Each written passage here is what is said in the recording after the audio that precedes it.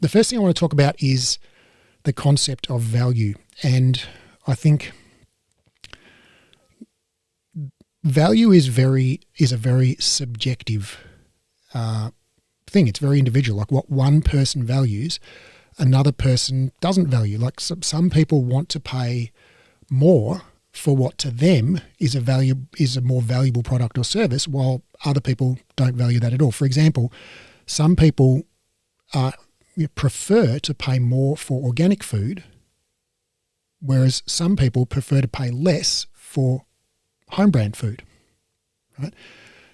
And if you take that home brand food to the organic food people and say, hey, you could have those eggs, for a quarter of the price, they'll be like, no, I don't want them.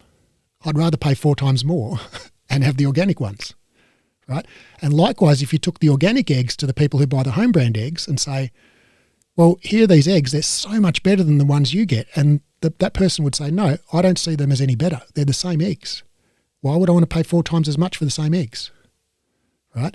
So to one person, there's no difference between organic and conventional. To the other person, there's all the difference in the world. It's worth 4 times as much, right? And so one person happily pays that difference and the other person wouldn't pay it in a pink fit, right? So that value, what that product is worth to that person, is very subjective. It's individual. Other examples are airline tickets. Okay, so you can fly from point A to point B. Okay, now you can pay I'm familiar with say Melbourne to Sydney, which is about 1,000 kilometres, 600 miles. And so you can fly from Melbourne to Sydney return for about $100 if you book far enough in advance on a cheap airline, on a ticket that's non-refundable, okay, with no leg room and no food included. Or you can also fly from Melbourne to Sydney return for about $3,000 if you book the same day and fly first class, right, in the same plane. Right, so the what you're purchasing, like the transportation from Tullamarine Airport to Kingsford Smith Airport, right, exactly the same thing. So why do some people pay $3,000 and other people only pay $100 for the same thing? Well, what do you get in first class that you don't get in Tiger Airways economy? Well, you get the flexibility of booking last minute or cancelling and rescheduling and that kind of thing. Okay, if you want the $100 ticket, you've probably got to fly at 5 in the morning or 10 in the evening. You don't get any leg room. You don't get access to the first class lounge. The first class, people get champagne and glass of orange juice when they sit in the plane and all of that kind of stuff. Okay, so there are all of these things. Now, some of you are probably thinking, gee, that'd be awesome to have all of those first class perks. That sounds like it's worth $3,000. If I had $3,000, dollars, I would buy that, right? Some of you are probably thinking, what idiots to waste $3,000 on those useless things when you could fly to Sydney for 1/30th of the price, right? So that is an example where airlines very cleverly sell exactly the same product to different people at different prices by packaging that product in a way that makes it more or less valuable to that person. Does this concept make sense? Other examples are cars, right? I mean, you can buy a second-hand Toyota Corolla from 1990 for like $2,000, right? Or you can buy a brand new Maserati for $200,000, right? Gets you from point A to point B just the same. So, why is one more valuable to one person and not to the other person? Same reason. Okay. And we all have these things, phones, do you have a particular brand of phone that you prefer over the cheaper brand?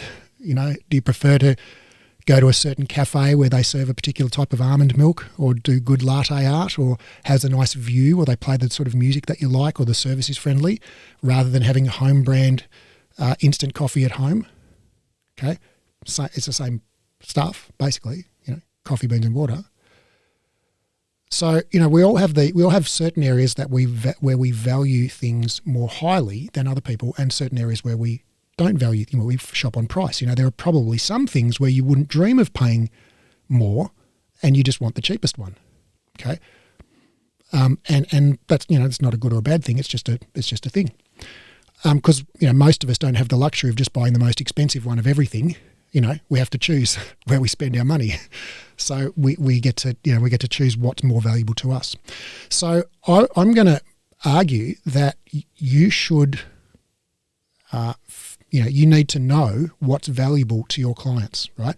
Okay, great, Pilates classes. Yeah, we all know they like Pilates classes, but that's like saying it's an airline ticket. It's a ticket from Melbourne to Sydney, right?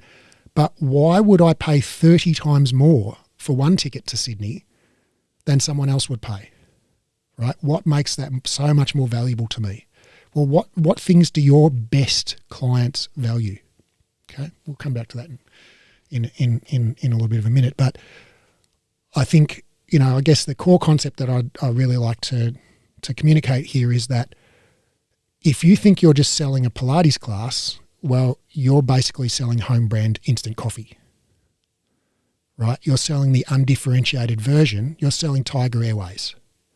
Okay, why not sell Qantas First Class?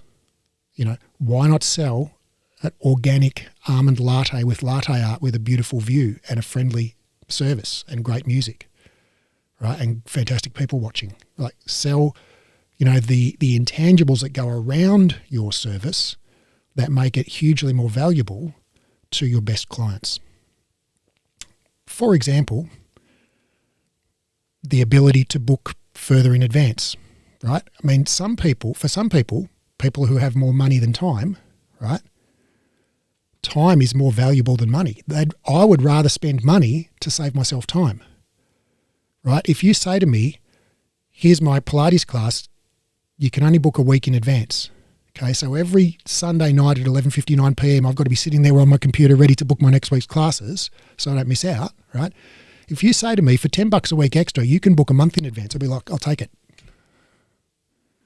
Right? Because that lets me book into all the empty classes, okay? And that's nothing, $10 a week, don't even notice it, right? So to me, that's a bargain. I'd pay $20 a week for that. Does that kind of make sense to you?